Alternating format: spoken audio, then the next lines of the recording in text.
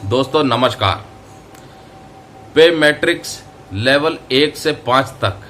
7वें वेतन आयोग की सिफारिश के अनुसार लेवल 1 से 5 तक वालों के लिए 30,000 रुपये, 5 से 11 लेवल तक जो आते हैं उनके लिए 78,000 रुपये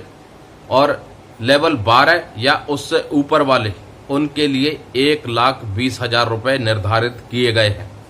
सरकार के द्वारा। तो ये पैसा क्या है, क्या खाते में आने वाला है, क्या खाते में आएगा, किस चीज़ का ये पैसा है, इसको विस्तार से बताएंगे। दोस्तों चैनल पर नए हैं तो सब्सक्राइब कर लीजिए, नोटिफिकेशन को ऑल पर क्लिक कर लीजिए ताकि जब भी कोई ऐसी इन्फॉर्मेटिव वीडियो डालें वो जानकारी नोटिफिकेशन के माध्यम से आपके पास आ जाए। इधर आपके पास पैसा और उधर आपके पास वीडियो का नोटिफिकेशन। तो दोस्तों करते हैं वीडियो की शुरुआत। आखिरकार ये जो पे मैट्रिक्स लेवल 1 से 5, लेवल 6 से 11 और लेवल 12 और या फिर 12 से ऊपर वालों के लिए जो अलग अलग राशि है 30,000 रुपये, 78,000 रुपये और 1,20,000 रुपये, ये आखिरकार क्या है इसको बताते हैं। उससे पहले पूर्व सैनिकों को बहुत बहुत मुबारकबाद। 1 रैंक 1 पेंशन 3 का कार्य बहुत जोर शोर से चल रहा है। काफ़ी पूर्व सैनिकों को OROP 3 के तीसरे रिवीजन का जो एरियर है वो मिल चुका है, उनके बैंक अकाउंट में क्रेडिट कर दिया गया है। बहुत से पूर्व सैनिकों के पास अब पेंशन के मैसेज भी आने लग गए हैं कि उनकी सितंबर महीने में कितनी पेंशन आने वाली है और कुछ पेंशनरों को बैंक के द्वारा उनकी बैंक अकाउंट में पेंशन क्रेडिट कर दी गई है सितंबर महीने की। अब बात कर लेते हैं सितंबर महीने की पेंशन में क्या 1 जुलाई से बढ़ने वाले DA और DR का भुगतान भी होने वाला है। दोस्तों YouTube पर बहुत वीडियो ऐसी आ रही हैं जिसमें कि बताया जा रहा है सितंबर महीने की पेंशन में DA और DR बढ़ करके। तो दोस्तों सरकार की तरफ से अभी महंगाई भत्ते और महंगाई राहत की घोषणा नहीं हुई है। आपको जो सितंबर महीने की पेंशन में बढ़ा हुआ पैसा दिखाई दे रहा है ये 1 रैंक 1 पेंशन 3 के रिवीजन का पैसा है। DA और DR की घोषणा के बाद जो कि उम्मीद की जा रही है अक्टूबर माह तक हो जाएगी और अक्टूबर माह तक भुगतान भी हो जाएगा। जो भी एरियर बनेगा वो आपके बैंक अकाउंट में सरकार के द्वारा या आपके पे अकाउंट ऑफिस के द्वारा या पेंशन डिसबर्सिंग एजेंसीज के द्वारा आपके बैंक अकाउंट में क्रेडिट कर दिया जाएगा। अब बात कर लेते हैं जो हम चर्चा कर रहे थे पे मैट्रिक्स लेवल 1 से 5, पे मैट्रिक्स लेवल 6 से 11, पे मैट्रिक्स लेवल 12 या उससे अधिक वालों के लिए 30,000, 78,000 और 1,20,000 रुपये। आखिरकार ये मामला क्या है, कहाँ से ये खबर आ रही है? जी हाँ दोस्तों, ये बिल्कुल सही खबर है और मैं आपको बता दूं कि ये मामला दरअसल उठा कहाँ पर है। दोस्तों केंद्र सरकार की तरफ से एक महत्वपूर्ण योजना चलाई गई है जो कि सीनियर सिटीजन्स के लिए है, 70 साल या उससे ऊपर वालों के लिए। उस संदर्भ में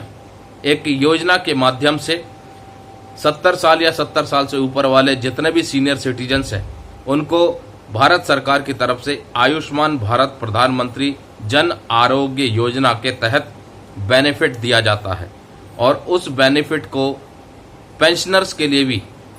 एक्सटेंड करने की बात कही गई है। और ये एक पत्र लिखा गया है किसकी तरफ से? National council staff side joint consultative machinery, Shiv Gopal Mishra ji जो कि सेक्रेटरी हैं, उन्होंने प्रधानमंत्री मोदी जी को चिट्ठी लिखी है जिसमें उन्होंने ये जो आयुष्मान भारत प्रधानमंत्री जन आरोग्य योजना का जो लाभ है वो तमाम CGHS ECHS बेनिफिशरीज को भी दिया जाए उसकी बात कही गई है। आखिरकार इसमें ऐसा क्या है जिसकी मांग की गई है और कहां इसमें 30,000, 78,000 और 1,20,000 रुपए की बात आने लग गई, क्यों आई, इसको समझना बहुत जरूरी है। दोस्तों शिव गोपाल मिश्रा जी ने जो पत्र लिखा उसमें उन्होंने कुछ महत्वपूर्ण बातें कही हैं। उन्होंने कहा कि यूनियन कैबिनेट की तरफ से जिसके चेयरमैन माननीय प्रधानमंत्री जी थे, उन्होंने एक महत्वपूर्ण फैसला लिया था हेल्थ कवरेज स्कीम का तमाम सीनियर सिटीजन्स के लिए जो 70 साल या उससे ऊपर वाले हैं। उनको आयुष्मान भारत प्रधानमंत्री जन आरोग्य योजना के अंतर्गत मेडिकल फैसिलिटी का लाभ मिलेगा और यही मांग उन पेंशनर्स के लिए भी रख दी है जो CGHS या ECHS के अंतर्गत आते हैं। अब उन्होंने ये कहा कि जब इस योजना का घोषणा की गई तो उसमें जो मुख्य बातें थी वो ये थी कि सीनियर सिटीजन्स जो 70 साल या उससे ऊपर वाले हैं और जो दूसरे पब्लिक हेल्थ इंश्योरेंस स्कीम का लाभ ले रहे हैं, जैसे कि CGHS या ECHS यानी सेंट्रल गवर्नमेंट हेल्थ स्कीम, या फिर ex serviceman contributory health scheme,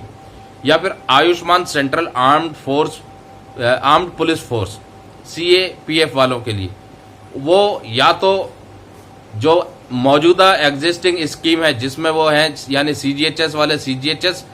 ECHS वाले ECHS, या तो वो इनमें से किसी एक को चुने, या तो वो आयुष्मान भारत प्रधानमंत्री जन आरोग्य योजना को चुने। यानी कहने का मतलब यह है कि 70 साल और 70 साल से ऊपर वाले जितने भी पेंशनर हैं या सीनियर सिटीजन्स हैं, अगर वो दूसरे किसी पब्लिक हेल्थ इंश्योरेंस स्कीम के अंतर्गत हैं तो या तो वो जिसमें है उसको चुने, या फिर आयुष्मान भारत प्रधानमंत्री जन आरोग्य योजना को चुने। और इसी के लिए मांग रखी गई है कि जो सीनियर सिटीजन 70 साल और अबाव हैं और जो प्राइवेट हेल्थ इंश्योरेंस पॉलिसी या फिर एम्प्लॉय स्टेट इंश्योरेंस स्कीम के अंतर्गत है, उनके लिए तो आपने आयुष्मान भारत प्रधानमंत्री जन आरोग्य योजना को बेनिफिट दिया है, और मांग रखी है कि ये बेनिफिट CGHS और ECHS वालों के लिए भी किया जाना चाहिए। और उन्होंने आगे भी कहा कि ये जो CGHS है ये कंट्रीब्यूटरी हेल्थ स्कीम है, ECHS है ये कंट्रीब्यूटरी हेल्थ स्कीम है, और इसके अंतर्गत जो पे लेवल 7th पे कमीशन की पे मैट्रिक्स के हिसाब से लेवल 1 से 5 तक के जो पेंशनर हैं उनकी जो कटौती हुई है वो 30,000 रुपये हुई है। लेवल 7 से लेकर के 11 तक के जो पेंशनर हैं उनकी जो कटौती हुई है वो 78,000 रुपये हुई है, और लेवल 12 से लेकर के ऊपर वाले हैं उनकी जो कटौती हुई है वो 1,20,000 रुपये हुई है। अब चूंकि CGHS एक कंट्रीब्यूटरी हेल्थ स्कीम है तो गवर्नमेंट ऑफ इंडिया को इस डिसीजन को रिकंसिडर करना चाहिए, और ये जो आयुष्मान भारत जन आरोग्य योजना है इसका लाभ भी CGHS और ECHS बेनिफिशरीज को मिलना चाहिए। अब उन्होंने ये भी कहा है कि ये जो आयुष्मान भारत प्रधानमंत्री जन आरोग्य योजना है ये एक स्पेशली डिजाइंड की गई योजना है जो सीनियर सिटीजन्स 70 साल या 70 साल से ऊपर वाले हैं उनके लिए, irrespective of their financial conditions है। ये जो स्कीम है irrespective of their financial conditions है। We also request to convene a meeting with the staff side of the national council JCM to discuss and to take a favourable decision which will benefit the senior citizens who are member of CGHS and ECHS। और इस संदर्भ में एक meeting करने की भी बात कही गई है कि इस संदर्भ में एक महत्वपूर्ण मीटिंग की जाए ताकि इस महत्वपूर्ण विषय को डिस्कस किया जाए। भाई आपने योजना लागू की 70 साल और 70 साल से ऊपर वालों के लिए irrespective of their financial conditions, और साथ में शर्तें रख दी कि जो सीनियर सिटीजन्स या ऐसे लोग जो दूसरे पब्लिक हेल्थ स्कीम के अंतर्गत लाभ ले रहे हैं उनके लिए नहीं है, जैसे कि CGHS वाले या ECHS वाले। और वही चीज इसमें कही गई कि CGHS